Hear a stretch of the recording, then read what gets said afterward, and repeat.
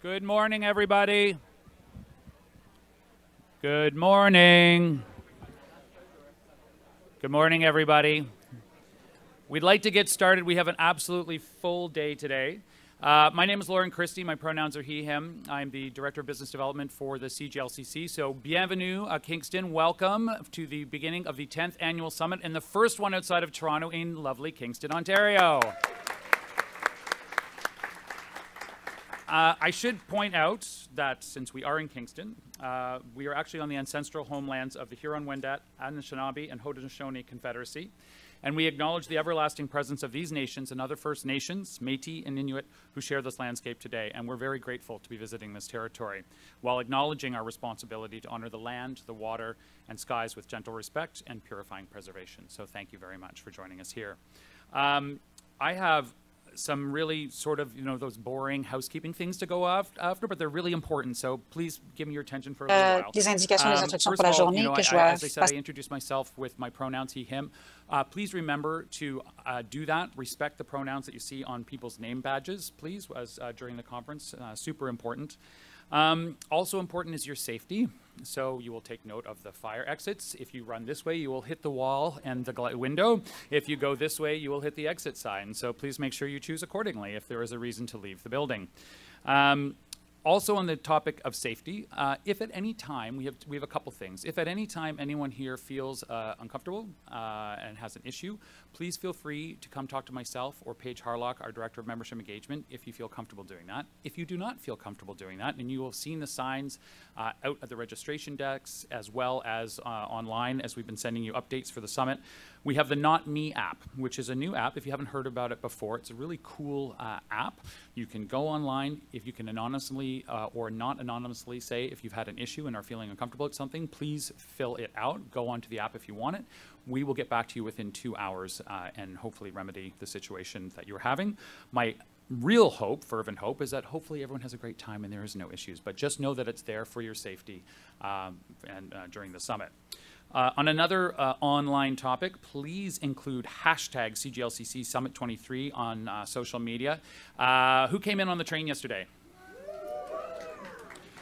Those of us on the Toronto train, we had fun, so thank you very much to Via Rail for that. It was amazing, and we were doing, I saw lots of posts on social about that, so keep that energy going. If you were at the opening reception last night, I think you felt the energy, so keep that energy going for the day. Tag it on socials, let's share and get the world out there and see what we're doing here in Kingston, which would be amazing. For those of you who would like to listen in French, and not only in the room, but I should have said this off the top, and my apologies. It's hard when you're looking at a bunch of faces. Welcome to all the virtual attendees as well. We have more than 100 virtual attendees joining us from across the country, so welcome.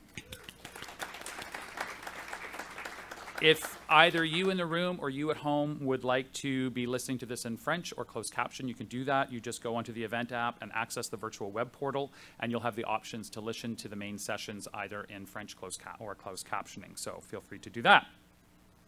All of these wonderful things would not be possible, and we wouldn't be here today without our sponsors, and we have a lot of them, and I just want to thank a few of them off the top, some of our key sponsors, including our title sponsor, TD. We also want to thank EY, EDC, Air Canada, Via Rail, as I already have done before, Versatile, Scotiabank, BDC, Sun Life, RBC, BMO, Accenture, our global affiliates who are joining us, East Meets West and Out Britain. Welcome to Canada. And of course, another long list of bronze, friend, and supporting sponsors who make today and tomorrow possible. So thank you so much for that. So we're going to start with a little bit of an opening ceremony, and to do that, we're going to have Peter Hodgson join us on stage. He is the CEO of Three Things Consulting. He has been active in supporting street-involved, sexually exploited, and trafficked children and youth in and from care and custody, and Indigenous young people since his teenage years. Peter has collaborated and worked with more than 45 First Nation communities in Canada and hundreds of community organizations, governments, and systems, and we are very happy that he will be walking us through an opening ceremony today. Please join me, Peter.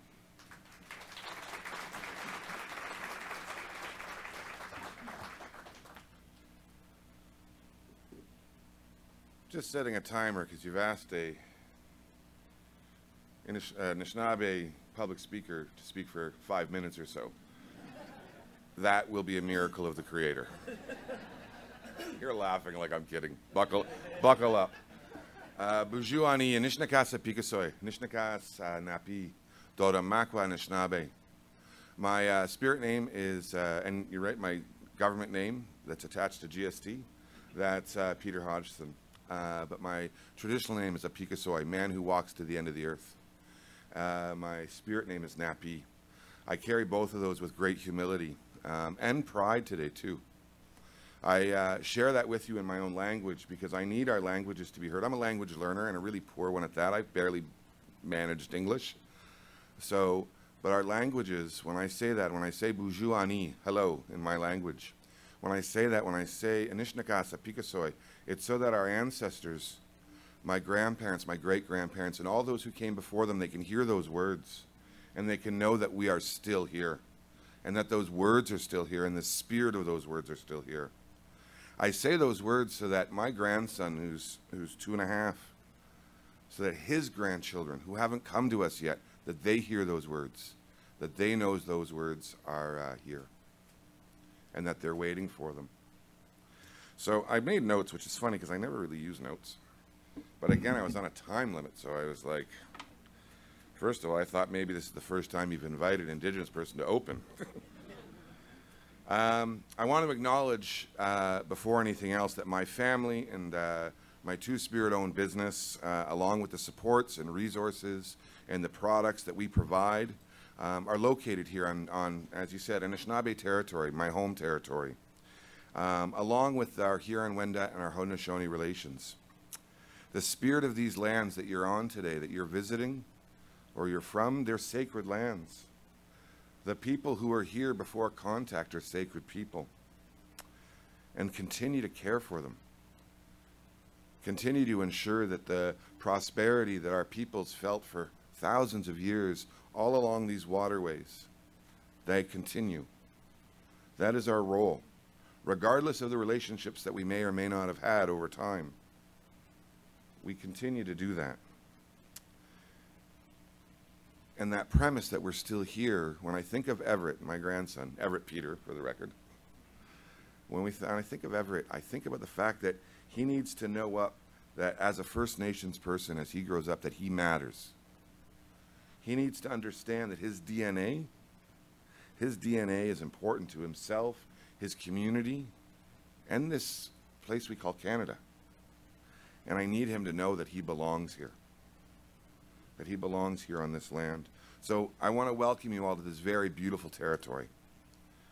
I was saying to my new friend here, I've lived in Vancouver and Calgary and Ottawa and Toronto, and I liked all those cities-ish. Some were probably worse for my health than others. Certaines sont meilleures que d'autres. 2002, sure, we'll go with that. Moved here in 2002 or 2002, and within weeks I felt at home here. I'd felt something I hadn't felt ever before, and it was mind-blowing to me. I think part of it was being in Anishinaabe territory, back in my home territory, close to my community, where my home fire burns. But it's also that here, just to be clear, is that, and there's a lot of way to go. Like I don't want to pretend otherwise. The path is a long one that we're on together. But the reality is the city of Kingston, both the big C, the corporation, and the little c, the residents, the people who make up this community, I've watched over the last 20 plus years as they have furthered their support and commitment to listening and learning and building relationships to both communities that I belong to.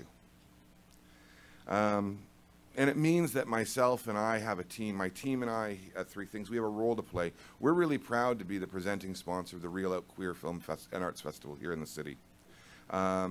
We were able to take over after RBC's multi-year sort of agreement had ended.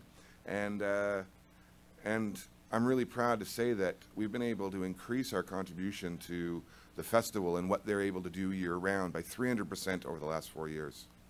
And thank you. And in reference to that, I would certainly, tonight, just for you, so you know, those who are visiting, right around the corner in Market Square, there is a movie that's going to be played at, oh, look, I see a K there. So Market in the Square, And it's a partnership between Pride Kingston and the Real Film Festival. I don't speak for either of those, just to be clear. But they've come together with the City of Kingston, with Visit Kingston, to be able to have movies in the square every week. This week, though, is particularly their partnership. And the film they're sharing is Rosie. Has anyone seen or heard Rosie? Anyone? OMG. So it is this fantastic film set in the 80s Montreal. A little Cree girl ends up being placed with her auntie Fred. Her auntie Fred, and the way they talk about it, it's set in the 80s. Rosie's cared for by Fred and her two best friends, Flo and Mo, glamorous gender-bending street workers. And you can just imagine what ensues. But it is a fantastic story of family, of resilience, of love, and I would strongly encourage you at dusk to head over and check that film out. And it talks about the intersection that exists between the two spaces that I belong in. The reality is that as a Nijo Badodunk, two-spirited person, this month is particularly significant. It's National Indigenous History Month. It's Pride Month. And those spaces and places for me, I'll be honest, last night I came here, I was like a little, like, because I'm always First Nations first, right? Like, I'm always that. I walk into a space and I'm like, ooh, I think I'm the only one. And we all have felt that in our own ways. I know that to be true. Doesn't matter if we were 7 or 70. We all felt that. I'm the only one.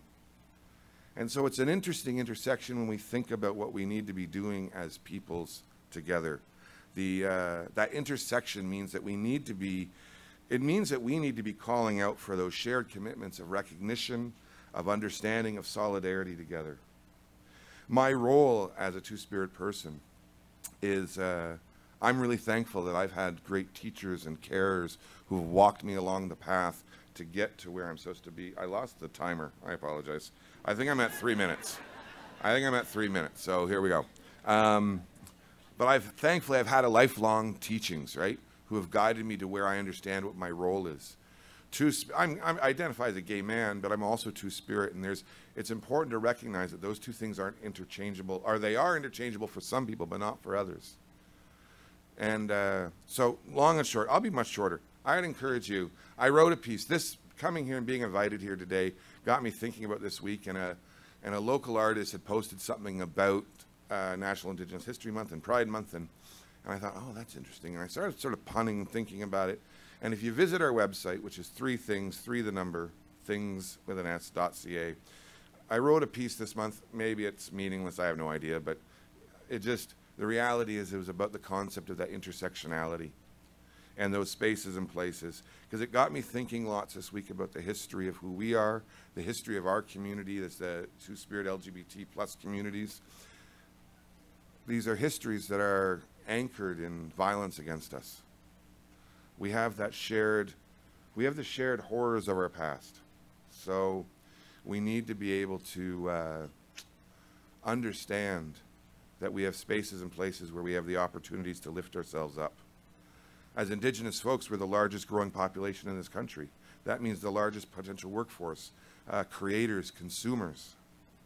And interestingly, LGBT plus communities, the same thing is occurring around entrepreneurship, employees, consumers. And that can also go this way, right? Indigenous people can be your market, but they can also be your employees. They can be on your boards. They can be advisors. They will help strengthen your work. The same message. You could take your website. I've been to your website. You could actually swap out every rainbow for a feather. You can swap out LGBT plus and put in Indigenous, and the messages are very similar.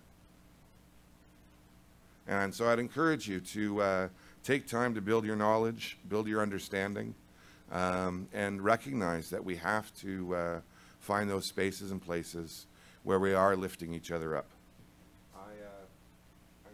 Normally I would smudge in spaces like this, but I don't think that's possible. And I do want to acknowledge the sema that was offered to me, this medicine, that traditional medicine. I think that's sema. It could also be a paper towel, and I'm just being... Wouldn't be the first time we were tricked.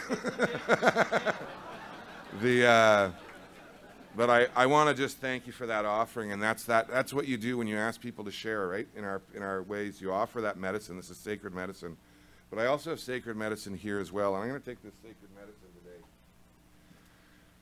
And I'm going to put it in this little pot that's traveled with me all over the world, except I'm not going to do it on an angle. And I'm going to take this medicine when I'm done here. I'm going to walk down to that water, that sacred water. And I'm going to offer this medicine to the water. I'm going to offer that medicine in thanks for all of you being here. I'm going to offer that medicine as a way to honor each one of your commitments to creating change. I'm going to offer it to the water as I think about our children. And when I say our children, I mean as Indigenous folks and as LGBTQ folks. We sometimes think it's really easy to be queer today. So much easier for kids today, I hear people say, my age. I'm not sure it's that true. And we know it's not true, actually, because we see the research data that comes out. Our young people are at risk, and incredible risks. And, oh my gosh, there's so much medicine in this bag. It's like a clown car of medicine. So I'm going to offer this, our 4 sacred medicines, sage, to help bring our minds and hearts together as one, sweetgrass, to help center everyone when you're here, open your hearts and your minds to what you hear, tobacco, so that as I offer it to the water, it gets lifted up, and sweetgrass, and cedar, which is my favorite. I'm not sure I'm supposed to have a favorite, but I do, because that cedar is for healing. And with all the celebrations that you're going to have this weekend, it's also equally important that we remember to be healing, that we learn from the past, we heal from the past, and we heal from the todays. So I'll offer that medicine on all of your behalves, and I think that was 5 minutes and 7 seconds. Bamapi.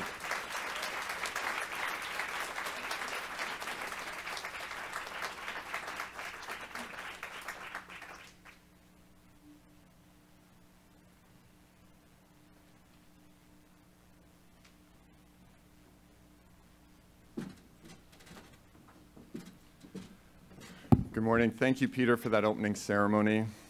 Good morning, everyone. Come on, people. I know it's early, but I know the coffee's been almost drained there, so you guys have to have some energy now, don't you? So welcome to the 10th anniversary of the CGLCC Global Business Summit and the 20th anniversary of CGLCC.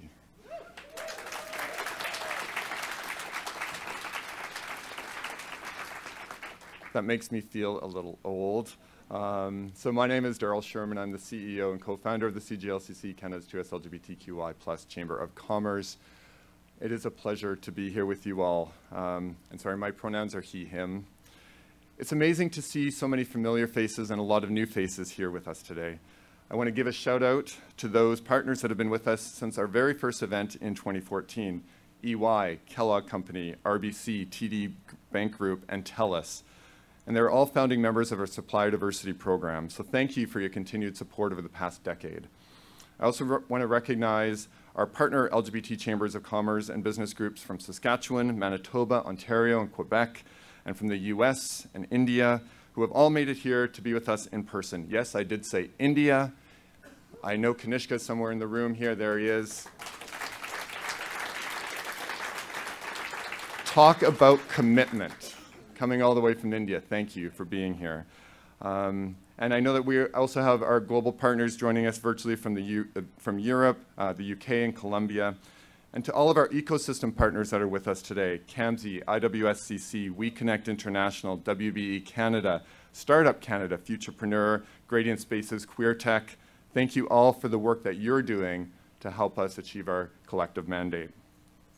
We're so thrilled to be here in Kingston. This is the first time that we've taken our summit outside of Toronto, and we felt that it was important for you to experience the beautiful city that Kingston is, and especially at the start of Pride.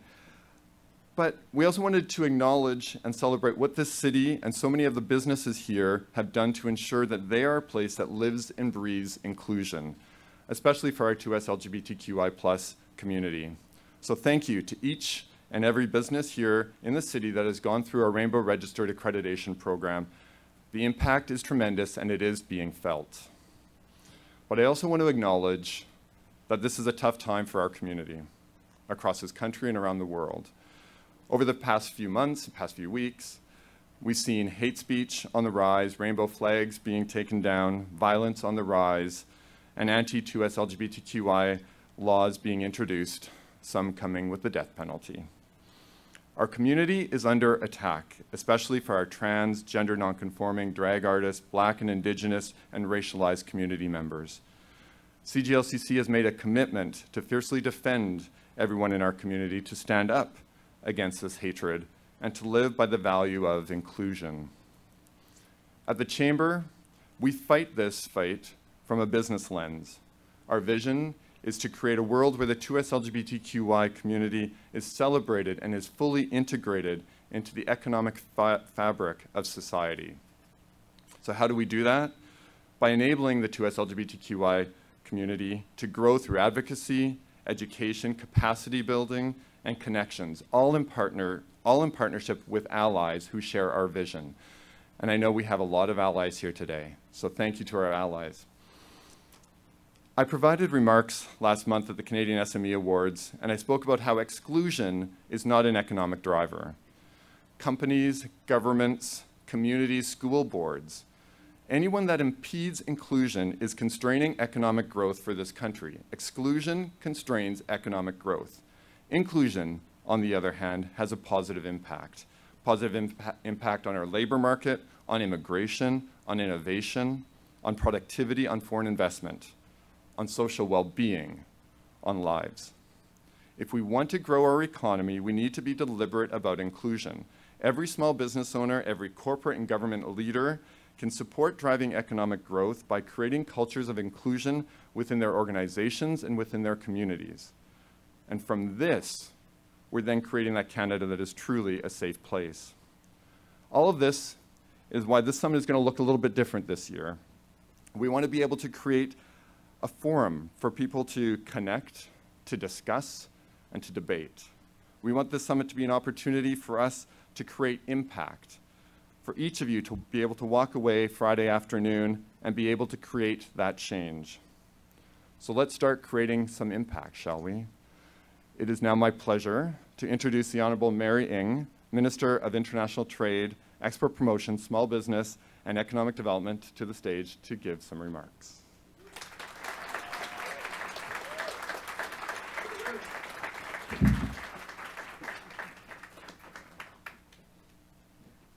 Stage here. You can't see it, a step, but there you go. Now I'm like Daryl's height. Good morning, everyone. Bonjour à tous. It's really, really great to be here.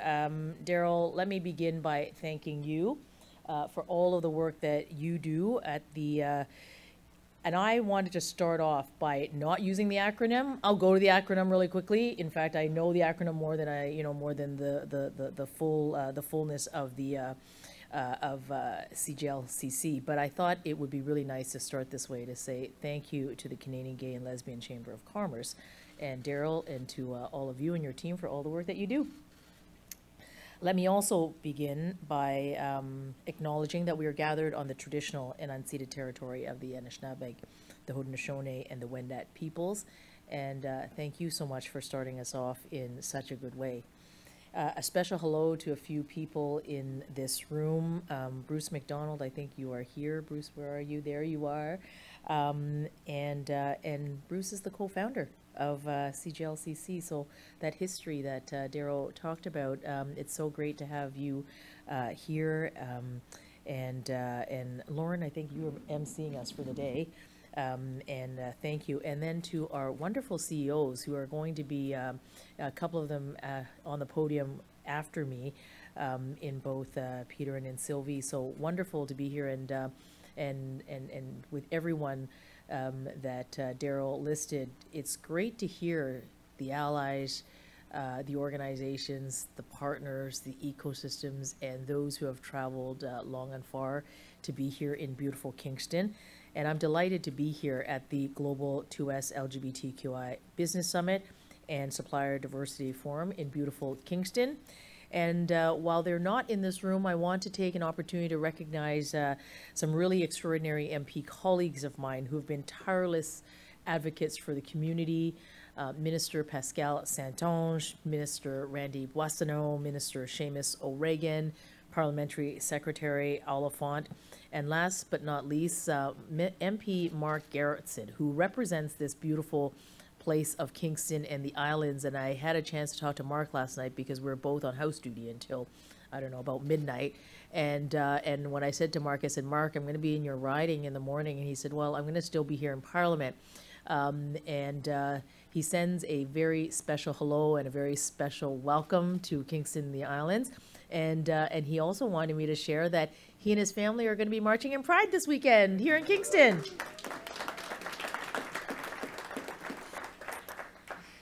I want to thank CGLCC for inviting me here, and I'm going to use this opportunity while I'm here to make a really exciting announcement, which is the world's first ever 2S LGBTQI plus entrepreneurship program.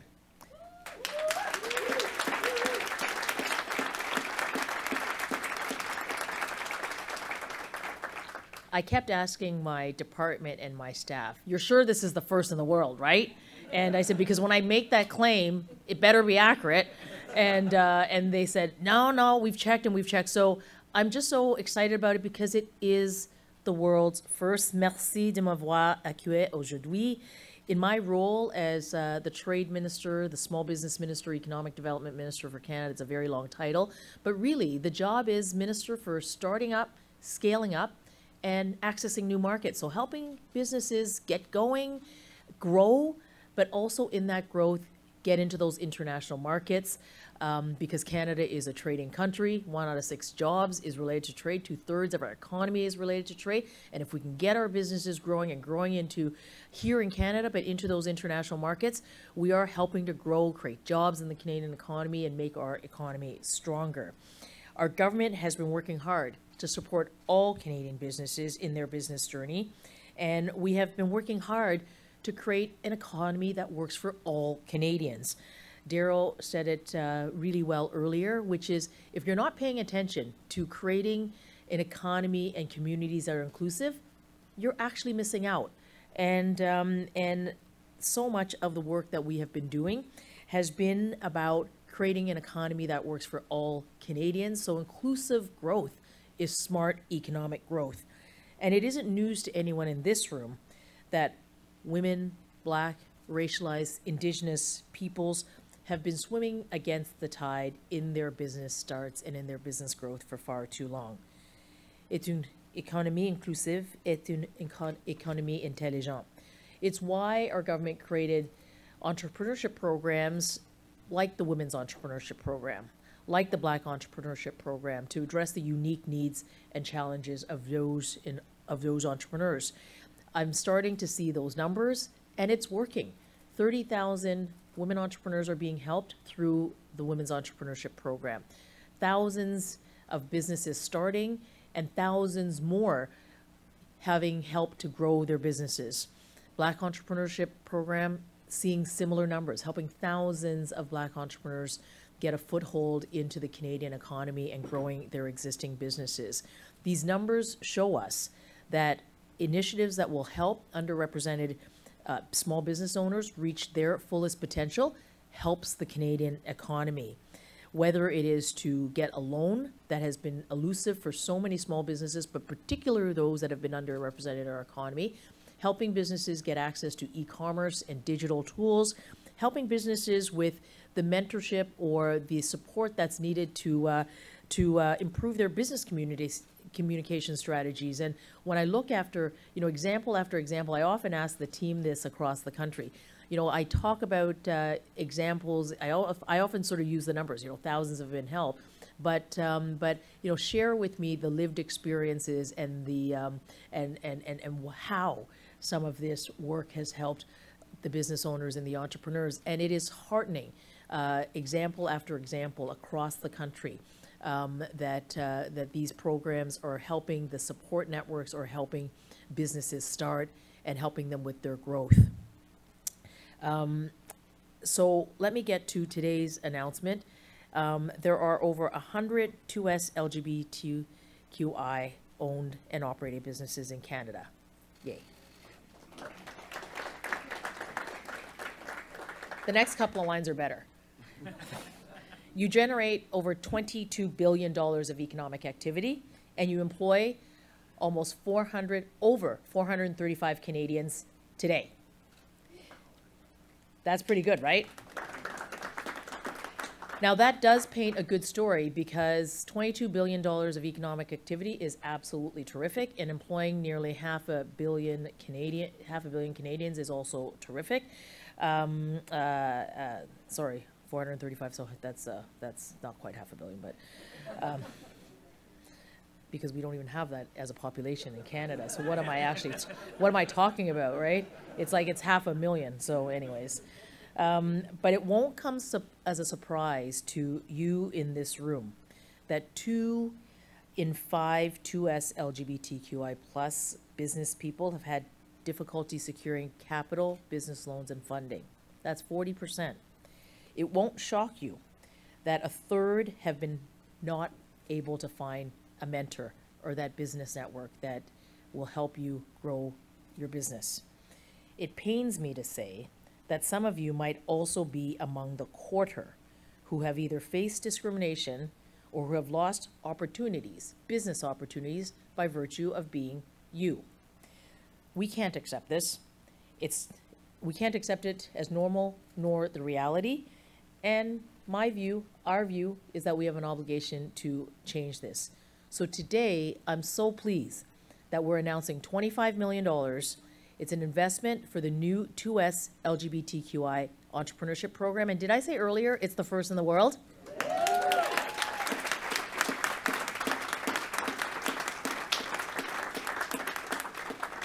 Now, this program is also special because we didn't do it ourselves in government. We co-developed. And I think it works well when we are developing these in partnership with all of you. So whether it is the CGLCC, thank you so much for your input and your participation, or the various LGBTQ chambers across the country, ranging from Alberta to Manitoba to Quebec, Loud Business BC, Gradient Spaces, and others. Thank you so very much for your incredible input to help us put this program together in the way that will include what is most appropriate to support you and your business growth. 2S LGBTQ plus business people make invaluable contributions to our economy, creating good jobs, growing our economy, and building a better Canada, despite the barriers that you have been facing. Now imagine what our economy would look like if we leveled that playing field. It will be more growth. It will be more jobs. It will be more entrepreneurs, and it will be more entrepreneurs who are 2S LGBTQI, and that is great. And it's exactly what our government is setting out to do. From day one, our government has never taken for granted the challenges that you've faced and the incredible opportunity that your full, unimpeded, and championed participation in our economy could mean for Canada. So to some people on the other side of the aisle, and I mean my aisle, so therefore the Conservative aisle, apologies for being a little political here, they might call this woke, or they might call this virtue signaling. Well, with nearly 500,000 Canadian jobs and people who are employed by your businesses and $22 billion of economic activity, nothing is clearer. Your success is Canada's success. So I would say, wake up and let's build an economy that works for all Canadians.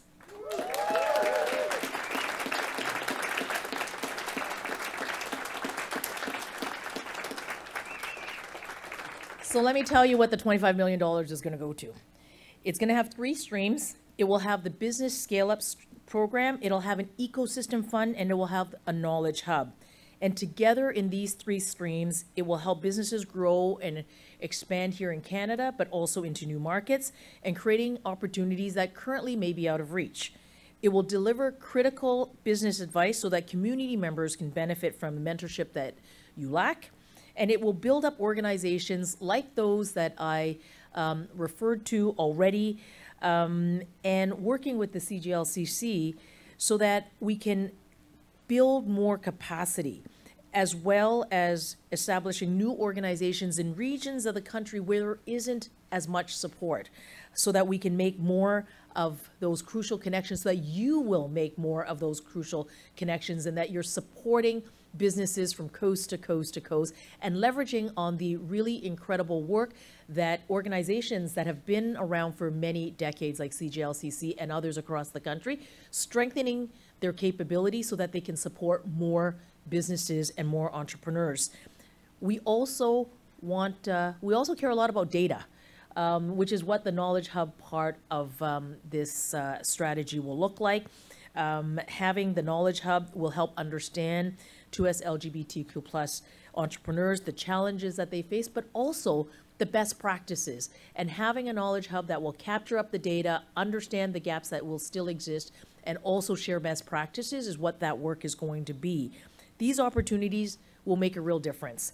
It's going to make the difference between just having a dream and writing yourself and your employees paychecks. Notice I say plural, paychecks.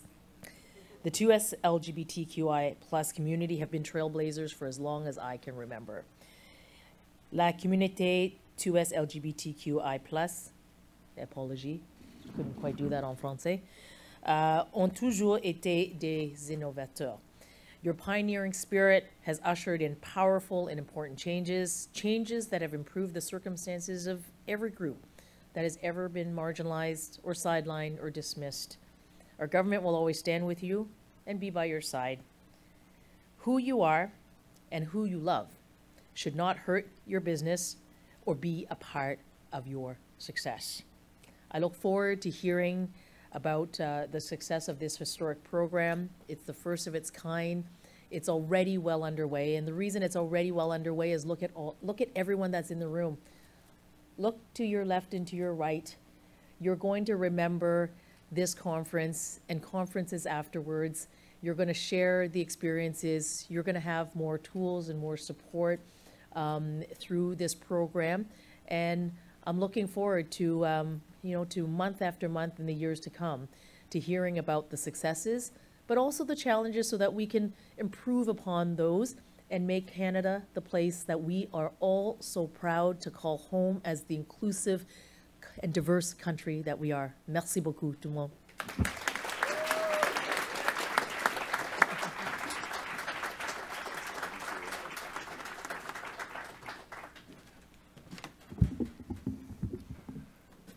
Thank you, Minister.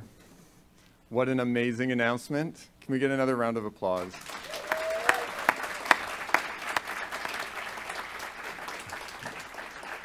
I want to thank the Minister and her entire team for this. This is something that we've been advocating for a while, and I think the Minister finally just got tired of me continuing to knock on her door and saying, we need to do something. So thank you for listening and for acting. We appreciate that. So, you've heard about, the challenges that our 2S LGBTQI entrepreneurs are facing, but what we wanted to do is actually let you hear from one of our businesses personally, and how this program will impact what they do. So it's my pleasure to introduce Sylvie Ouellette, who is one of our certified suppliers from Versatile BPI. She is the president and co-founder and a very good friend, so come on out. Thanks so much. I think I'll go on. Why not? Well, thank you so much, Daryl and CGLCC, for all the work that you guys have done. And thank you so much. It's so nice to hear that this is the first entrepreneurship program for our community at a much needed time as well. So Versatile is an information technology company. So we specialize in analytics, artificial intelligence, and cybersecurity. Our business is based in the Ottawa region. We serve a lot of our federal departments, federal agencies, and we also have clients in Quebec City and in Quebec, and then in Ontario. And listening to this new program happening, I wanted to say as well, additionally, we are proud CGLCC certified member, but we're also WeBe Canada certified, CAMC certified, and CCAB certified. And we are participating in a lot of these councils as well and making, the journey better for all of us, and how we can speak and, you know, give our thoughts as we move forward. So we're very happy about that. So how would this, so the program for us comes at a really good time. We never had support when we did our startup. It was, I mean, actually my business partner, the co-founder, Rana Kartibil, is in the room. And hi, Rana. And, you know, our first 3 to 5 years was difficult. But you know what? We did very well, and we have developed our company, and we are in a very growth cadence right now. Like the last 3 years has been amazing.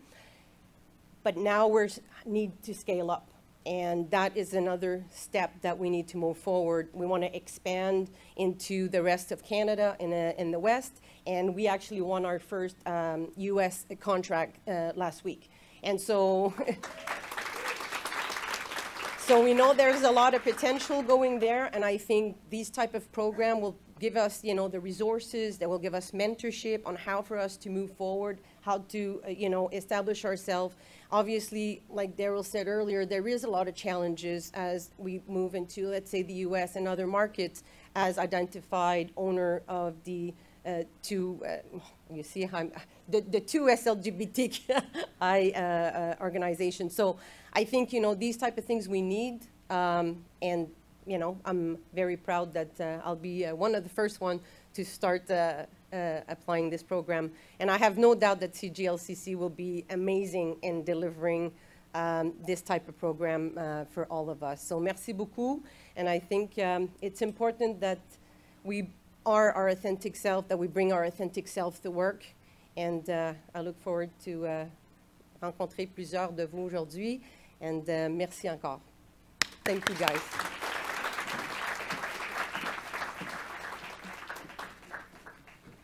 Merci, Sylvie. Just for fun, I'll see. Nope, too tall, too tall.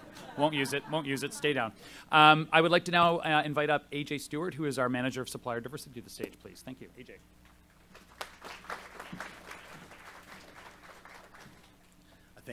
Yeah, no, too tall.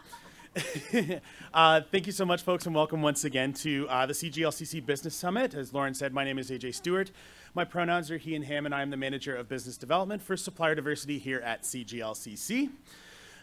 It's a pretty hard task to follow up that announcement from the Minister, but I can't think of a better way to do it, and it's my pleasure to be opening our first Certified Supplier Pitch of the year. So for the newcomers in the room, we have some Rainbow Registered folks from our Rainbow Registered community. Thank you so much for joining us today. For the newcomers in the room, as part of a commitment to diversity and inclusion, many businesses are now taking into consideration who they buy from. They want to provide that level playing field for businesses to access opportunities within their supply chain. And of course, CGLCC is Canada's certifying body for businesses that are 51% owned, operated, and controlled by a member of the LGBTQ community. And we provide access to some of the largest supply chains in North America, as well as learning and development. This year, our certified diverse suppliers will showcase their business in a 2-minute pitch format, giving you an opportunity to learn more about the fabulous work that they are doing. And you'll also get a snapshot of the folks who will be available for one-on-one matchmaking meetings at our virtual matchmaking event on June the 20th. You can snap a picture of the QR code on the screen if you'd like to sign up for our matchmaking event now. Just remember, if you are not a diverse supplier with CGLCC, please make sure you're registering as a buyer. So without further ado, it's my pleasure to introduce our first certified supplier to the stage, and that's Callan Brecking. Come on up, Callan. Go ahead. All right, so no pressure after all of that amazing. First one, go. Okay, so good morning. I hope everybody is here. Brains are on, brains are off, brains are still in the room like mine is, because it was a very early morning this morning. My name is Callan Brecking, he, him pronouns. You can remember it by pronouncing Alan, just with a C. Alliteration for the win. I'm an online business coach and consultant, and I live with an invisible physical medical condition that is still formally undiagnosed today, 10 years later after working with medical specialists. I'm sharing this with you today because it's a part of why I became an entrepreneur. My medical condition eventually physically forced me to work from home, and I didn't really have a lot of options. But I'm grateful because it now led me to what I can do and what I love to do, which is teaching people the fundamentals of online business, more specifically why search engine optimization is so important and so especially important for small businesses. I help businesses rank their websites higher on Google search, saving them thousands, if not hundreds of thousands of dollars of advertising revenue each and every year. I also work with businesses to help them create online courses and membership programs, giving them the tools they need to successfully launch and maintain their programs. So, how can you help me today? Super simple. You can head on over to my website, callenbrecken.com. You can see the spelling over on the screen over there.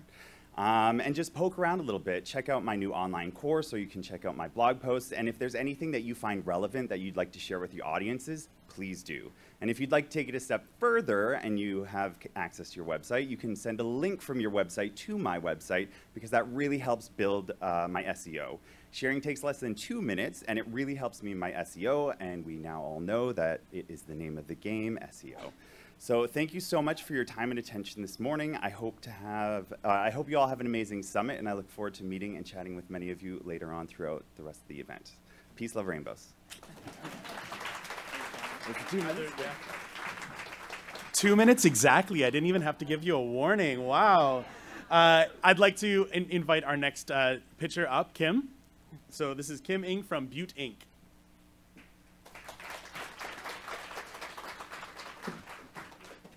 Ready? Use it. Okay. Hello, everyone. My name is Kim Ng, and I'm excited to introduce you to Butte Postpone, the healthiest way to keep your hair looking its best. As a hairdresser with over 20 years of experience, I've witnessed the long-term damage caused by hair chemicals in our hair care product. This has inspired me to create an efficient, safe, and sustainable solution. Imagine gaining an extra hour each day, but with a catch, an increased risk of cancer. It's a choice that most people wouldn't make. Dry shampoo has become a daily go-to for fixing bedhead or refreshing hair after a workout. However, many are unaware that some dry shampoos contain cancer-causing chemicals. Recent recalls have exposed the danger, yet 7 out of 10 dry shampoos on grocery shelves still contains detectable levels of these chemicals. Introducing Butte Postpone, the efficient 1-minute shampoo that is safe to use, free from cancer-causing chemicals, and sustainable for our planet. Our product is made plant-based formulated in Canada, suitable for all hair types, and maintains optimal pH levels to foster healthy hair. We've also added the awapuni plant, providing natural cleansing, volumizing, and softening effects. Infused mildly with neroli oil, approved and loved by customers sensitive to scent. Our rinse-free shampoo aligns with the European Commission regulatory standards, exceeding those of Health Canada and the FDA. We also care about the environment and have partnered with Water First, a leading charity addressing water challenges in Indigenous communities. With every purchase of Butte Postpone, we contribute 2.5% of revenue to Water First. I truly value your support and want to offer something special for all CGLCC guests. For a limited time, you can enjoy 40% discount along with free shipping. However, please note that the price is increased tomorrow, so get yours today. Thank you for your attention and consideration. Thank you.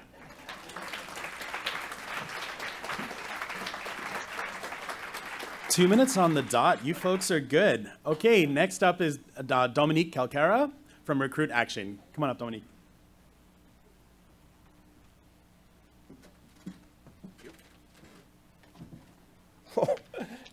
Very nervous here. So, bonjour tout le monde. Donc, je suis très heureux d'être ici. I'm super happy to be here. Very excited about what Madame la Ministre actually offered. So, again, a distinguished member of this chamber, super happy to be here. Recruit Action, I think that's missing my name there. Oh, I thought my name was going to be there, and so it kind of, there, it probably should be there right there. But with my name and my title, and so, anyway, I will start. So Recruit Action is actually a staffing firm located in Montreal, and we're staffing across the country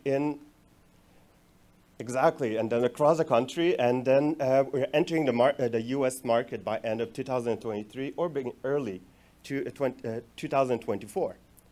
And then, so I'm a CEO, co-owner of Recruit Action. I'm also accompanied by my COO, Jacques, also a co-owner. Her name is Christina Oliskevich. So we're supporting from small to large organizations such as Sun Life, Manulife, BDC, Aviva, Xerox, and I'm supported by a fully bilingual team based in Montreal, and to support in both French and English for your staffing needs. So we're offering temporary staffing, so they'll be on our payroll. Permanent staffing, they'll be on your payroll, or payrolling services, so if you would like to outsource your payroll. And so our industry is actually business professional. We got also admin clerical, finance, accounting, and so on. How much time do I have? 25 seconds. All right, so you know what? I'm super happy to say I'm also supported by my husband. Been together for 27 years. And then proud dad, and so he's 14. And so both of them helped me to be where we are. And so that was half of my story, but thank you. Well, I'm done. So looking forward to meet all of you. And I'm good in recruiting, but not in speech, so. Merci tout le monde. Thank you, Dominique. All right, folks, next up we have Trisha Welch from Tenacious.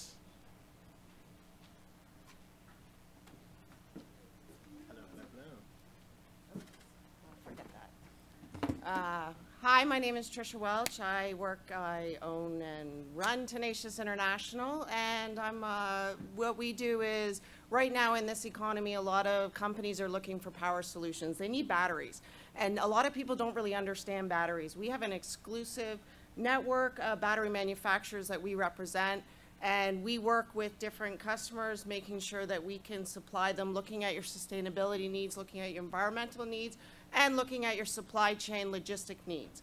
So we work with big corporations like JCI. We just won an award in 2022 for execution with JCI, so a little pat on the back for that. And so I'm a bit nervous. I haven't been in front of people since before COVID, so I'm like, okay, how much time do I have? You're good. So our company is located just outside of Toronto. We have warehousing in the US, China, and in Newmarket. So we work with a lot of different manufacturers, OEMs, a lot of startups who are looking, they're kind of overwhelmed with the whole battery idea. They have a project, they have an idea, they know how to make it, but they're not really sure how to deal with the battery portion of it, because batteries have a life of their own. There is a lot to know, especially with regards to importing, and also with regards to disposal and UL approvals. So our company manages that whole process for you, and we go out and find you the best solution based on your needs. Thank you.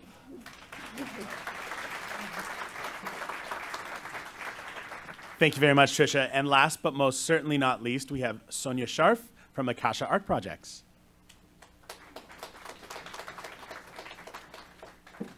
Hi, everybody. I don't need this. I've got heels on today. Nice to see everybody. And yeah, that train ride, woohoo, was fun. So my company, Akasha Art Projects, the name basically says what we do. We manage art projects. So we do everything from custom framing, fine art printing, creating, shipping, art installation, everything, one-stop shop. So although we work with a lot of individual residential clients and art collectors, also nervous like everybody else, a very large portion of our projects are for art consultants and interior designers. We started our business, my wife and I, Kyle and I started our business in 2009, and we were two crazy artists starting a business in one little room, and now we have a 2,500 square foot showroom studio in Cabbagetown, and just recently opened a new location in Prince Edward County. A long time dream of ours, so we were so excited that it manifested. Anyway, the projects that we work on, we're very, very lucky. We work with some of the top interior design firms in Toronto. A lot of people don't realize that Toronto has some of the best firms in the world, and we've done projects as far away as Dubai. So I manage all the projects myself, so my life is pretty crazy with clients, and but very fun. And basically, our work can be seen all over the world. And also in Toronto, we work with a lot of big corporate clients, so a lot of our work is hanging in corporations and places in Toronto. So Anyway, we are looking forward to scaling more. We have a lot of projects on the go right now, 2 of them in Singapore. And anyway, 10 seconds. Okay, so anyway, if it's art, that's what we do, anything with art. So thank you for your time. Thank you very much, Sonia. We're going to do this again later in the afternoon and again in the evening, so stay tuned for more. I'll pass it back over to Lauren. Thank you, folks.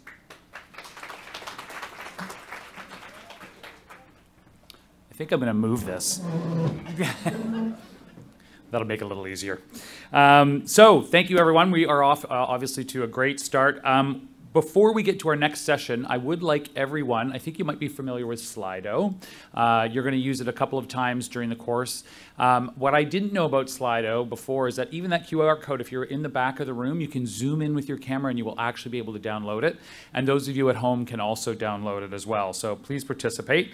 So once you've done that, we're going to do a little sample question just to make sure it works before our economic update, which is coming up next.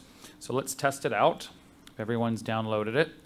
The question that I'd like you to answer is, where is everybody from? And that goes for the online folks as well, please. Let's just see if it's working. Where is everybody from?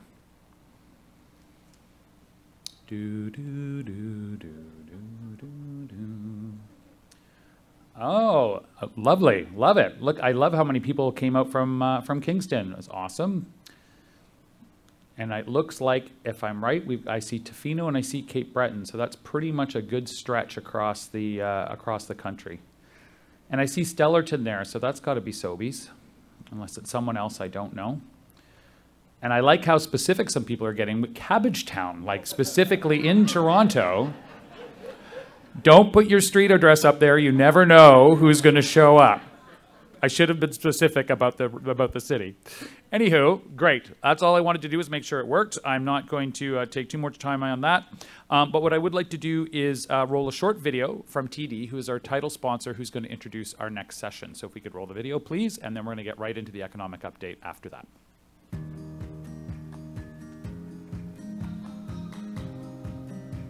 Hello everyone, welcome to the Global 2S LGBTQI+ Business Summit and Supply Diversity Forum, which is being held in Kingston, Ontario for the very first time. My name is Rupert Hahn, and I'm a board member of Canada's 2S LGBTQI+ Chamber of Commerce and the regional manager of 2S LGBTQI+ Business Development at TD Bank.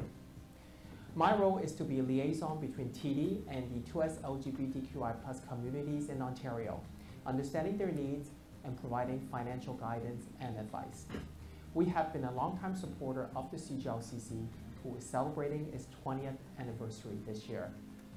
As the sponsor of this summit, TD is committed to encouraging equitable economic outcomes through our financing, operations, employment practices, and philanthropy. In fact, TD's North American Supply Diversity Program, developed in collaboration with the CGLCC, helps to promote inclusion of 2S LGBTQI+ businesses in our procurement selections. A special thank you to Daryl and his team for creating this memorable experience. It is an honor to have you all here to celebrate the best of 2S LGBTQI+ businesses. I'm now pleased to introduce Katie Stuchek, Senior Executive, Corporate Director, Advisor, and Community Builder, and Brett House, macroeconomist professor at Columbia Business School, New York City, and the University of Toronto's Munk School of Global Affairs and Public Policy at Massey College, who will be leading today's economic update. Please join me in welcoming them with a round of applause.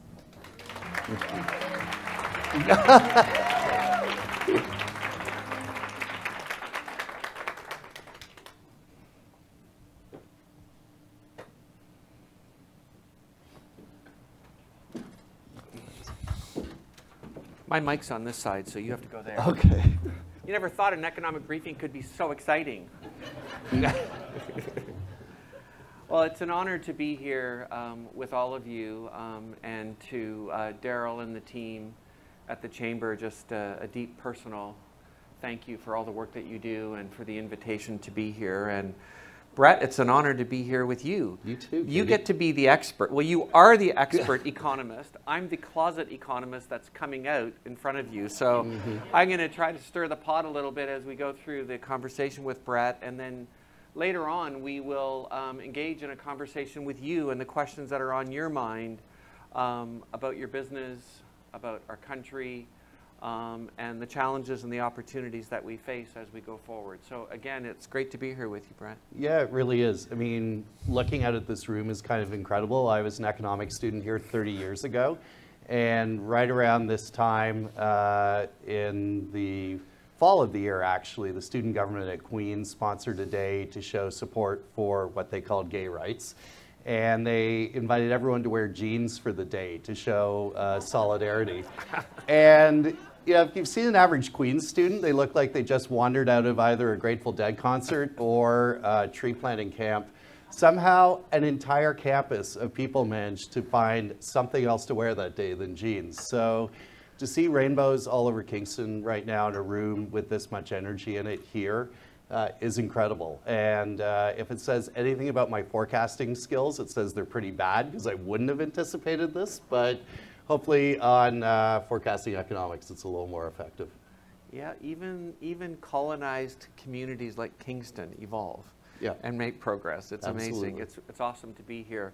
Well, let's start off with, our conversation. We're going to start off with the world, and then we're going to try to bring it down to North America, and then we're going to try bring it down to Canada, and then we're going to bring it down to your businesses and your community. So let's start off at the global level and maybe the North American level. What are the top forces that you believe are affecting kind of the global economy as we sit today? Well, Minister Egg mentioned that we're a trading economy. We are really the original big open economy in the world. We were the first country to float our currency, one of the first countries to have major free trade agreements with other parts of the world. So the global economy really matters, even for small businesses here.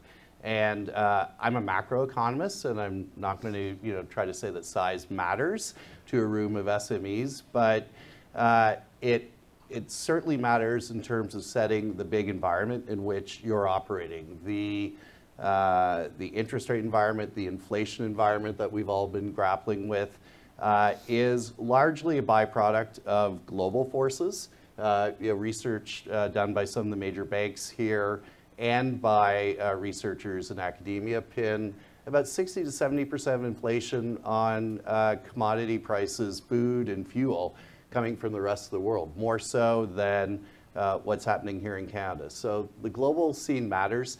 There are three big things that have turned out differently this year than we expected.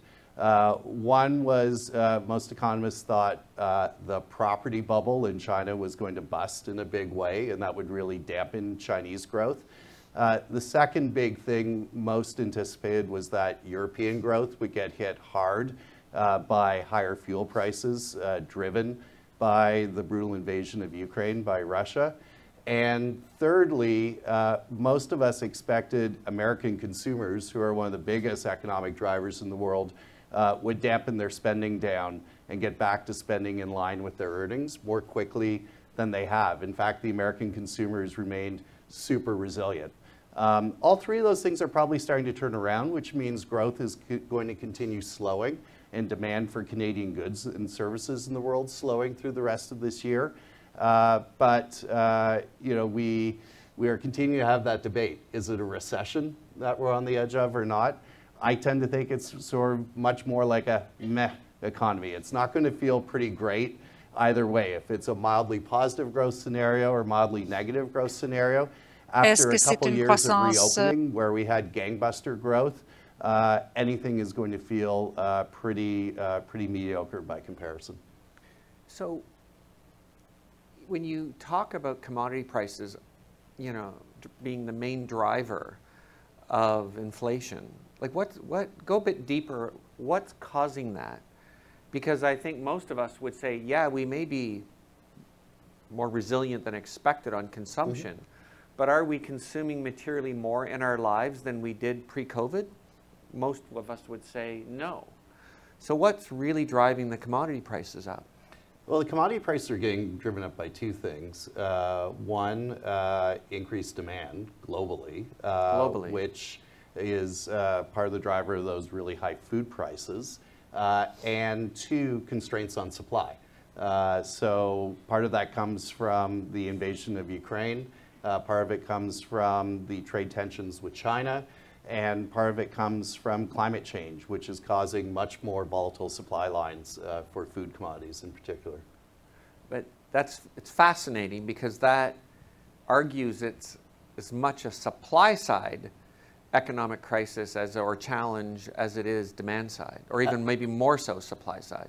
Absolutely, and that's what makes it really tough for the Bank of Canada and other central banks right now to calibrate how many times do you keep raising interest rates to try to get supply and demand in line with each other. One of the things Janet Yellen, the Treasury Secretary in the US, and Chrystia Freeland here have both talked about is an idea of modern supply side economics, so that government spending isn't just about sustaining demand as it was designed to do during the shutdowns, but also increasing supply by improving productivity, by investing in more production. And that's where a lot of the policy focus has gone now. Do you have a point of view on whether you think the trade-related issues will subside in the short term? Well, you know, we've heard a lot about friendshoring, and you know, that refers to the notion of trying to reorient supply chains to countries that share democratic values and cultural and social values. That isn't happening yet in the data in any major way. It feels like that takes a lot longer than a year or two. It takes a long time. Canada is incredibly well placed for any reorientation of supply chains. We are the only major economy that has free trade agreements with Asia, with Latin America, with all of North America, and with Europe.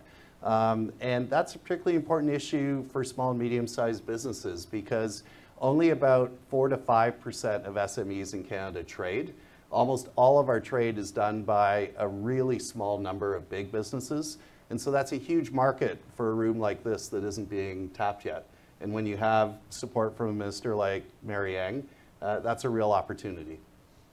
So what's your outlook? What do you think about when you think of the global economic growth looking out, call it next 18 months? We'll talk later, longer term, but yeah, you know, and then North America, and then kind of put it into a North American context. Yeah, I know I'm not really selling it by saying it's going to feel like the meh economy for the next little while. It reminds me a bit of a story that John Kenneth Galbraith, the Canadian economist, told about working with Lyndon Johnson, the US president. And he'd written a speech for Johnson, and Johnson said, it's fine, but you know, giving a talk about economics is a bit like peeing down your leg. You think it's real hot, but no one else ever does. And you're a funny economist. I try, you know. I try. I mean, there aren't too many jokes in economics like that hit. And you've avoided any LGBT jokes too, which is quite admirable so far. I mean, so far we do have an app for people to complain if they're bothered at all. I know, there are polling questions you should use coming up. There are polling questions coming up. So, you know, call it the economy, call it the wet pants economy. It's going to be very slow growth, and in Canada's case, it means coming back to our habitual challenges of the last few decades, which is spurring business investment, which has been very weak for 30 years, spurring productivity growth, which sometimes folks say, well, you know, if we're dealing with the climate crisis, don't we need less growth and less productivity rather than more? I actually see our productivity challenge as a fundamentally environmental and social one. It's about getting more output, more wealth, more growth out of fewer inputs. That's profoundly green. And that's why investment in productivity enhancing moves is good for Canadian well-being, it's good for the planet, and it's kind of good all around. But we haven't figured out how to do it. The federal government has given big tax breaks over the last 15 years that are mainly designed for larger businesses than the ones in this room. And those haven't spurred investment. We cut taxes to be lower at the corporate level than in the US. That didn't spur investment. We've accelerated depreciation. There are a bunch of tech credits. And so if anything, we need this room to kind of help the policymakers figure out some new ideas. Because frankly, the quiver of arrows, they've all been shot, and we still haven't seen much effect from them. Yeah, I'm putting myself in the shoes of this audience, and I spent over 30 years as a banker and a commercial banker, and I grew up on a farm, and my parents were entrepreneurs, and if growth felt like meh, the last thing I wanted to do as an entrepreneur was take on debt to drive automation or drive productivity. You know, I said, well, if the growth is meh, then I'm just going to hunker down and, you know, kind of play it safe. I may even sell my business if it's too benign. Like, do you have a point of view on what you think the drivers are to cause all of us in this room to borrow and to invest in a time like this? Well, you know, because tax doesn't work either, because business owners tend to be quite fickle. And as much as there might be a tax break, is it still going to drive me to invest in growth? Like, how do you think about that? Well, I think, you know, there's a huge amount of opportunity in Canada and at the provincial level to keep removing red tape and impediments to business, to making, you know, one-stop shops for authorizations, approvals, planning processes easier. Really coming back to the sort of Team Canada approach that was a feature of the 90s from the federal government to get people and businesses like those in this room out into new markets. And, you know, we've seen that, you know, with the Chamber on its trade delegations, building on those is critical. But I think the real superpower Canada has here is immigration. One of the things that has sustained growth is the fact that probably sometime later today, Canada will become a 40 million person country. There's this later today, quite literally. Like quite literally later today. It's the month of June yeah. that it happens. Yeah, is it today? It's literally today. There's a live clock on the website. Yeah, you know, there used to be a debt clock in New York. Well, we're going to talk about how that. big the debt was. We're going to talk about that clock. Yeah, but this clock is clocking, you know, our population growth. But you know, we kind of pride ourselves on being a welcoming, diverse country and running a smart immigration system that prioritizes people with skills. It's not quite what we're doing right now. The biggest inflows that the federal government has been enabling are in temporary foreign workers with relatively low skills. And those visas get used mostly by meatpacking plants, hotels, and quick serve restaurants. Which are important parts of the economy, but they're not typically the kind of immigrants that are going to help us address that productivity problem. In the short term? In the short term. I mean, they will grow into, you know, we know their employment outcomes are as good or better. How many people in the room here are children of immigrants to Canada? Awesome. How many, who here knows somebody who's the child of a refugee or poorer type immigrant and, you know, is doing far better than the parents that brought you here or your friends? So I think midterm it works. It does. Because It most of us absolutely grow does. up not wanting to build a better life than our parents had. Yeah. But in the short term, it doesn't help.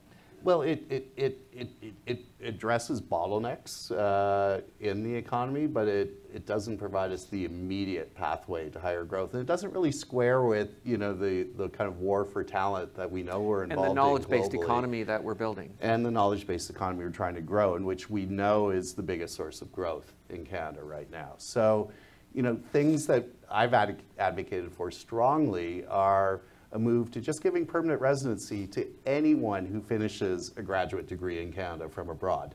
You know, we talk a lot about this point system to screen people. What better screening process than someone, say, from Sri Lanka completing a master's in engineering at U of A? They not only show they can do work at a high level, right. They can speak English or French, and they can survive an Alberta winter. That's pretty much a combination for great integration and real contribution. We should get Minister Ng back in the room so we can give her her shopping list back in Ottawa. You know, she said to stay in touch, so I think we can send her a little missive. So shorter term economy, meh, in Canada as well, your view is. Bright light on immigration, Yep. could be brighter if we brought in more skilled talent. How do you think about Canada over the midterm, call it 5 years, to longer term, 10 years? How do you think about Canada's prospects and the prospects for all of these incredible individuals in the room? Well, I try not to be just the mildly humorous economist, but also the relatively optimistic one. I mean, Canada has incredible potential, but it rests on us doing important and thoughtful things now to ensure that that's realized. It probably wasn't lost on anyone in the room when the OECD, the kind of think tank and international organization of industrial economies based in Paris, released a report a few months ago that anticipated that over the next 40 years, Canada would have the slowest growth and the slowest improvement in productivity and investment of any major industrialized country in the world. That should be a real wake-up call, that the lack of arrows in that quiver of policy ideas to create the conditions to encourage everyone in this room to invest is empty, and it's going to have long-term implications. And so we need to take action now, and I don't have a silver bullet on it, because most of the silver bullets I thought would solve this have been fired and they haven't done it yet. We need to think really hard about how we can create better conditions for investment, for the adoption of technology from abroad. Particularly in a room like this, it's important to think about not just research and development. Only about 5% of Canadian firms do R&D.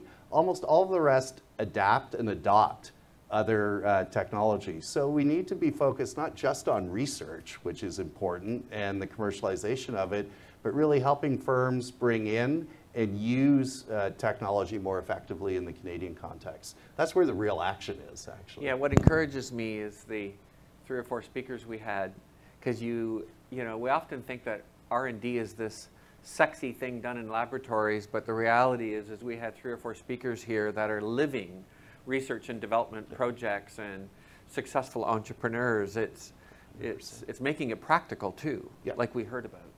Yeah. I know you've got a few slides that kind of underpin some of what we've covered so far.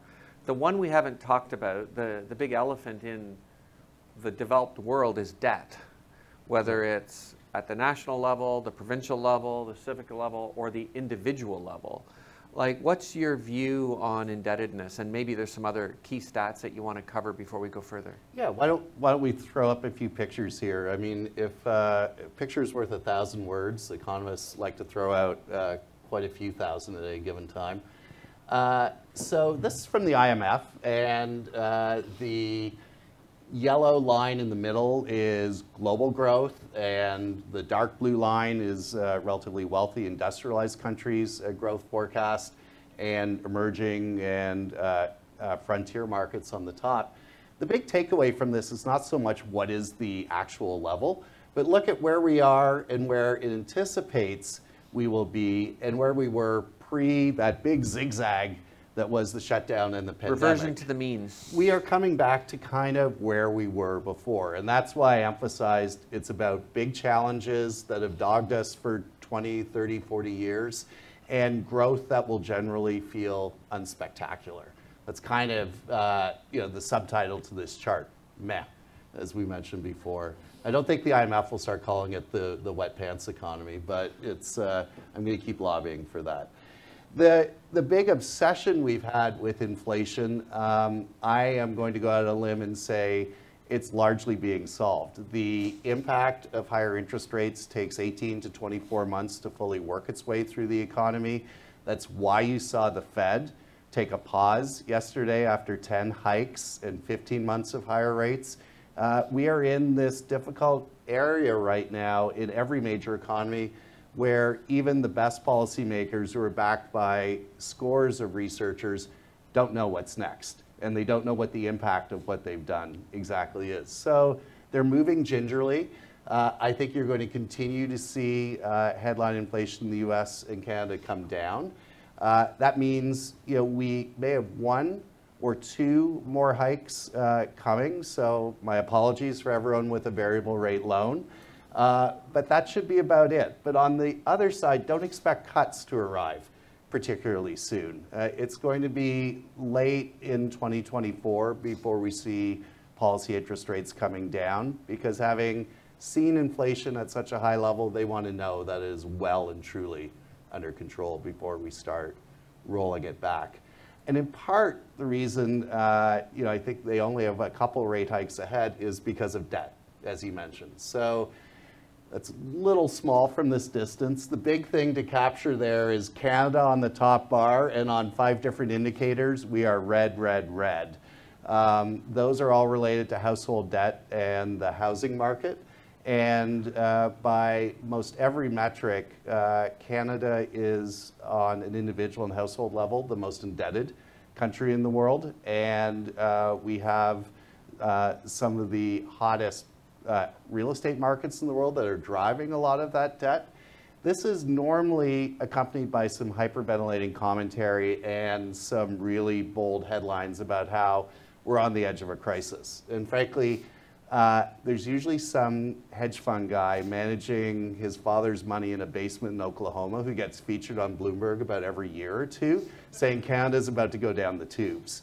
And it hasn't happened for the last 20 years that I've worked in markets, but it doesn't mean we can be complacent. Housing is the massive distortion on our economy. And perversely, even though it's consuming too much of GDP, we need to put even more resources in it on a temporary basis to try to get supply up. With immigration coming in, we are facing a big tension between supply and demand. In data that just came out this morning, new housing starts fell to the lowest level they've been since September 2020. And if you look at those additions to the Canadian economy, both from births here and from immigration against housing starts, the ratio of housing starts to new additions to our population is at the lowest ratio it's been at in 40 years. So we're not even close to being on top of this. We're nowhere close to housing prices coming down to affordable levels. So if you're waiting for a big price drop or crash, it's not coming. And it is, as a result, one of the reasons why we look so indebted here, Canada, against almost every other major country in the world. So we've got some big challenges on the debt front, and that's why the Bank of Canada is going to be pretty sensitive, and the Fed, about raising rates even higher and putting more pressure both on household budgets and dampening house building. Do you have a comment or two on... I've always got comments. On sovereign debt? Like, there's modern monetary theory experts say that if every developed country in the world just wrote each other's debt off and, relative to the size of each economy, that, that would be the answer to, creating future growth and stimulating economic growth. Like, what is the state, in your view, of sovereign debt, US, Canada, Europe, Japan? And what's the path forward? What are the risks and what's the path forward? Because it's high. I mean, it gives me a thrill to talk about sovereign debt. I worked for years at the IMF, helping countries in financial crises. I know it's not a general flavor everyone's into. And I oversaw RBC's operations in Barbados when the last debt restructure occurred. That was an aggressive one. Yeah. It matters for everyone here because the interest rates we as business people pay on debt are benchmarked off what the Bank of, or Government of Canada and other governments have to pay to borrow money. And governments are about as indebted as they've ever been, as a total number, but also as a share of GDP. But what's worth noting is that at least for industrialized countries, they're relatively wealthy and that issue debt in their own currencies. To themselves. Sometimes to themselves, but to global markets too. Those debt burdens are eminently sustainable. So you're seeing Canadian politicians every day lighting their hair on fire about Canada's debt situation. What they're not saying is that because interest rates have been so low until recently and government was thoughtful about refinancing that debt, the share of GDP that governments are paying in debt service and principal and interest in Canada is the lowest it's been in 100 years. Literally a century. So you can critique both provincial and federal governments for all kinds of things. The fact that they spent to sustain businesses and households through the pandemic and ran up debt and are now, paying that debt down, in my view, is not one of them. What the real critique ought to be on now is how they're spending. Are they spending on the right things? Are they doing things that are going to add to productivity, that make your life easier as business people, that make it more likely you're going to invest? Those are the real conversations to have. The big picture about these big debt levels, at least for a place like Canada, is, to me, kind of missing the point. Where the real debt level conversation is tougher is in a lot of lower income in emerging markets, where we are looking at a new wave of financial crises, where countries are defaulting on their debt now. So in Canada or the developed world, you are not really that worried about the debt levels or debt to GDP levels. I really am not. And it's the quality therefore of you're the not spending. worried that they continue to print money. Printing money has been the thing that allowed us to get through the pandemic effectively. It meant households weren't knocked out of their homes. It meant a lot of small businesses survived that otherwise would have been shut down. It's why we got back to the trajectory for total output and income in Canada way faster than anyone in my profession thought it would, would be the case when we went into the shutdowns in 2020. So I have a point of view on the mid to longer term Canadian economy that is more of a new perspective, because I was pretty down and out given interest rate levels, housing supply issues, all the things that you've talked about. But as I think about where the world is at, number one, we have a world where we got to run the old economy while we build the new economy. And when I think of the new economy that we've got to build, we've got to invest at an unprecedented rate into renewable technologies, whether it's solar, nuclear, whatever. Number two, we've got to electrify transportation in the world at an unprecedented rate. And within however long, 5 years, 10 years, we're all going to be driving electric cars. So that means everybody's got to replace their car in the next 10 years. Which does happen, there are cycles, but you're still running the old economy and servicing the old economy. And then we're all moving to data, and we heard examples of that. And that data has got to be managed and stored somewhere. Every one of those macro forces of, call it, the way reinvention of how we live and run our countries requires minerals. We may require less oil, but we'll require less minerals.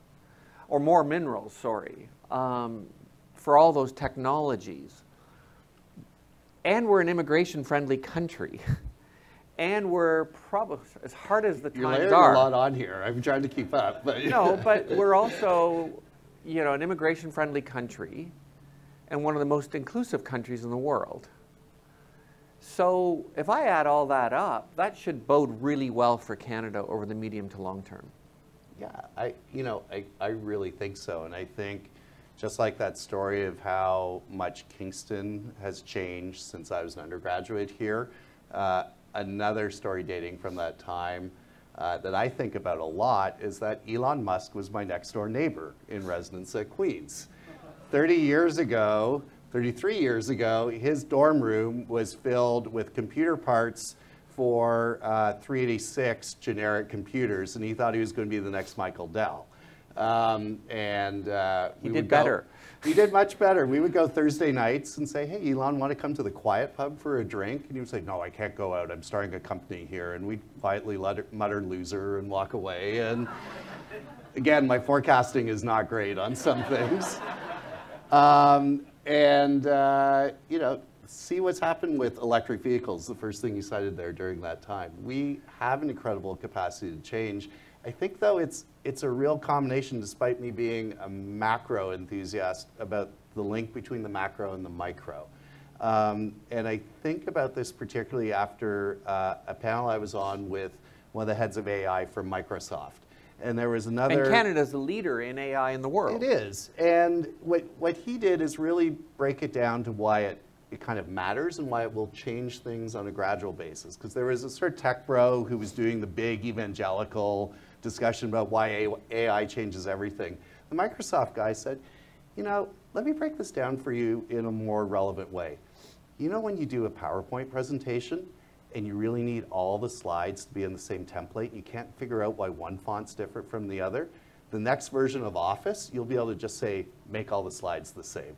You know when you're in Word and all the bullet points don't quite line up and you can't figure out how to get that to happen? You'll be able to just ask Word to line up the bullet points. A room of 500 policymakers, business people, and academics audibly gasped and then broke into applause. Like, the future will be in small steps like that, and it's building all of those small steps that gets us to where we need to be in 2030 and 2050 on climate goals and on that big productivity challenge. Great. Let's bring it down to medium-sized business, small business, and let's go to some polling. So you all tested Slido. Get out your Slido. Just going to show a couple slides first here. Okay, as we get your Slido ready, but yeah. Just for some context, if we can just hop back. We don't need to. Up, there you go. Thank you. Just from the Canadian Chamber of Commerce's Business Lab, again, what I would emphasize is all the ideas that I'm talking about here today, you can get for free online from the Canadian Bank's economics departments, from the Chamber of Commerce, from the CFIB, from the IMF. There's a huge amount of research there that you can tap without being a client or even logging in. One of the neat things that the Canadian Chamber has done is create this business analytics lab, and what they've been tracking particularly closely is foot traffic in major cities.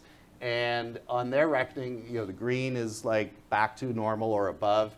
Every place that's orange is below normal. That is obviously hugely important for SMEs. They're often concentrated in the service sector.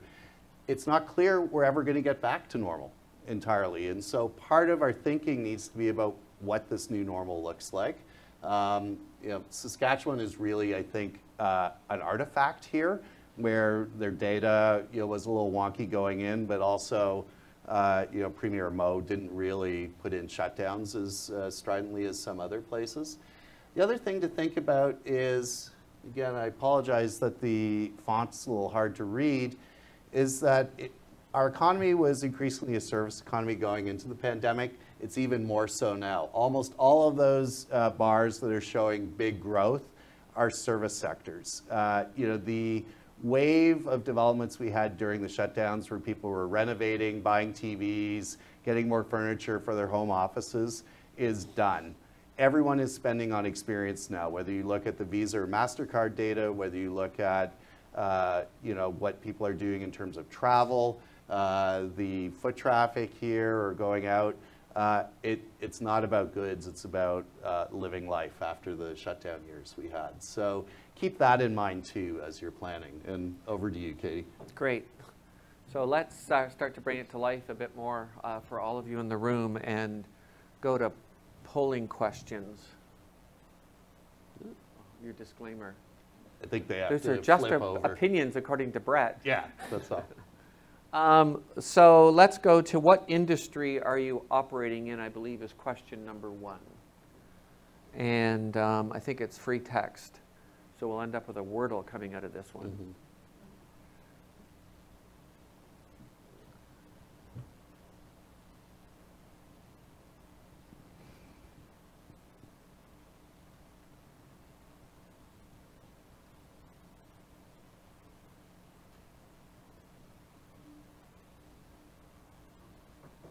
So it's a lot of services represented here. Yeah. Real estate. Build more real estate was Brett's message to all of you. Financial services. Lend more money to minority-owned businesses is your...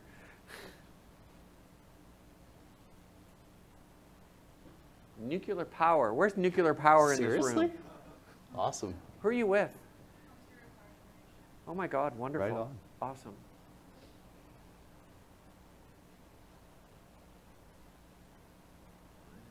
Okay. Public administration. Music. Where's music production? Who are you with? Myself. Nice. I work remotely also with this team called Creative Productions out of Toronto. They do a lot of pop and K-pop. Oh, beautiful. Music production. And where are you located? In Toronto. In Sarnia. Oh my God, there's such growth happening in, you know, in your space and in distributed.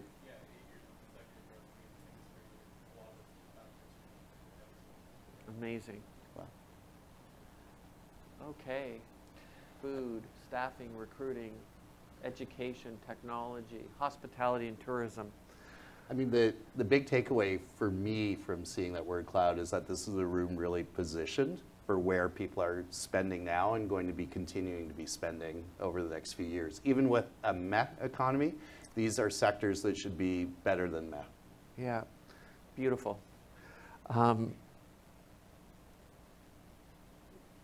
Let's go to the next question. What are you most optimistic about looking forward into the future?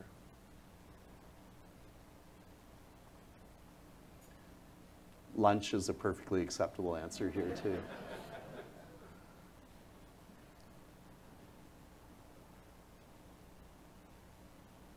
Not much.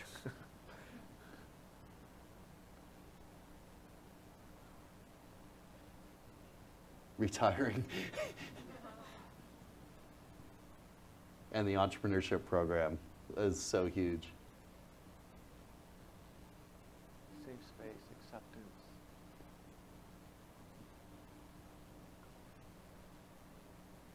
Yay, SDGs. Sustainable Development Goals, love it. Yeah.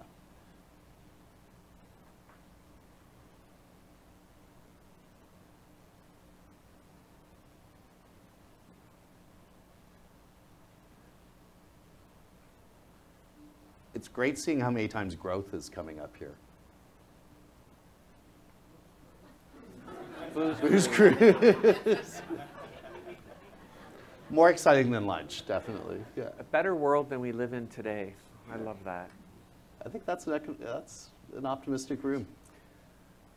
I listened to Mel Robbins' podcast. I don't know, does anybody here listen to Mel Robbins? Love her. And yesterday she did an interview of somebody who worked at Denny's as a waitress and eventually got a job broadcasting, but she had rosacea and was being critiqued on the air by the producers in her earpiece for her rosacea. Oh, there's something on your face, there's something on your face. And she ended up, much like our entrepreneur today on hair products, she went away and created a makeup foundation to cover her rosacea that is sustainable. And she just sold her business for $1 billion. Whoa. And she, but that's the economic story, but her life story was the steps in our road through life are already set. And the hardships on those steps on the road are designed for growth. And it's only through those hardships does true growth, human growth, and ability to evolve to a higher level of consciousness occur. And I think it's so many challenges and so many things that we worry about. But where I come from, LGBT isn't going away. We're not going away. Immigration's not going away. Interracial marriages are not going away. These forces are here for the long term, which ultimately means that we have to evolve to a more inclusive world, a more sustainable world. And I believe we will. I have to believe that we will. So I'm pretty optimistic too, based on that. Let's go to the next question, because there were some concerning messages in there. And now the next question may draw out even more. What are you most concerned about when you look forward? And then we'll go to some questions that you have as entrepreneurs, or otherwise, if we have time. And here, this is my nerdy temperature take on the room around inflation, on which is increasing more quickly, cost of your inputs or the prices you're able to charge for the goods and services you produce. So it still looks like it's a lot of pain points on the input side. And one of the questions to ask is maybe you could be charging more. You know, are you underselling yourselves? I know I do usually. Probably most of us do, given the makeup of this room. So test out raising your prices. Now, Tiff Macklem would clobber me for saying that, but give it a go. You know, in this environment, you have a lot more pricing power than you might think. And do you really know what your unique value is? Do you have pride in what your unique value is? And does that therefore give you confidence to charge more because of the value you're creating? Okay. Do we have any more questions on the Slido? I think there might be one more. Oh, is it not coming up? Okay, let's go to... Oh, here it is. Yeah. Do you plan to export? If How many not, why? exporters do we have in the room? Yeah, let's just do a show of hands.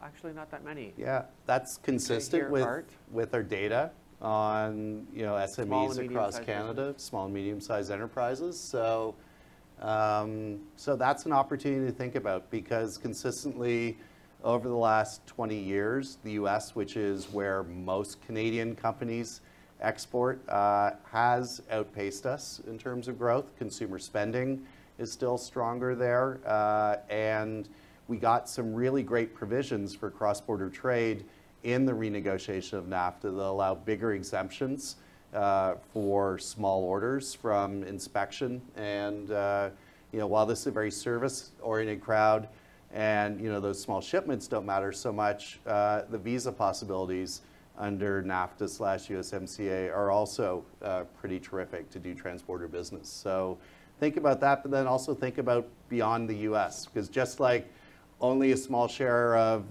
Canadian businesses are trading, only a very small share of those trading businesses are doing so with any place beyond the United States. Great. Are you going to cut us off? This is where I get pelted with fruit and vegetables for being that moderator guy. Thank you so much. I am going to have to cut it off, and that's what I was just going to say. It's not like you're running away. Katie and Brett are both still here, so if you want to learn about Elon Musk and what he was like, or you want to learn about someone else who has a thrill for sovereign debt, or whatever the case may be, please track either Katie or Brett down during the breaks. But we do need to wrap it up there, so thank you so much for all that information. Thanks a lot. Great. Thank you. Just a couple of quick notes before we move to a very quick break. For those of folks that are joining us online, just to remember that, when we go to break and you're not seeing all of us here, you are still online, and there is the opportunity to check out the exhibit hall if you're online, to network with your other participants, message. So keep the conversation going online if you wish. For those of you that are here, definitely keep the conversation going. And the way the rest of the morning is going to play out, you are going to have all of about 10 minutes to get yourself from here through the networking room to grab a little snack, maybe use the washroom, whatever you need to do before you head to your breakouts. And I apologize for that. We'll get back on track for this afternoon. When you are in the breakout, or sorry, in the networking room, there are a couple of folks set up there: International Experience Canada, Tsunami, the Diversity Institute, and our own Rainbow registered folks. These are exhibitors that are all there because they have resources that they can provide to you in growing your business in various ways. So please visit them. You may avail yourself of some of the services that they're going to be able to provide to you, including various resources and potentially some funding and things too. So stop by and visit them. So the plan is for folks to, as I said, make their way slowly, take the time to have your break a little bit, to their workshop. We are trying to make the workshops start at 11 o'clock, which might be a little bit aggressive. So let's say 11:05, we'll aim to start the workshops. If you are wanting to attend How to Advance Supplier Diversity, Making a Company Initiative, that's going to be back here in this room, the Bellevue. For those folks who are doing either So Your Rainbow Registered What Next, which I think is going to be an awesome session, that's going to be in the Crawford room, which is on the first floor of the hotel.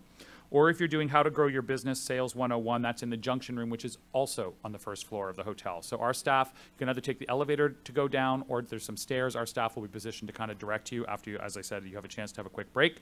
But if you want to take 10 minutes now, have that break, go to your workshop, and then after workshop, we'll be back for lunch. So we'll see you then.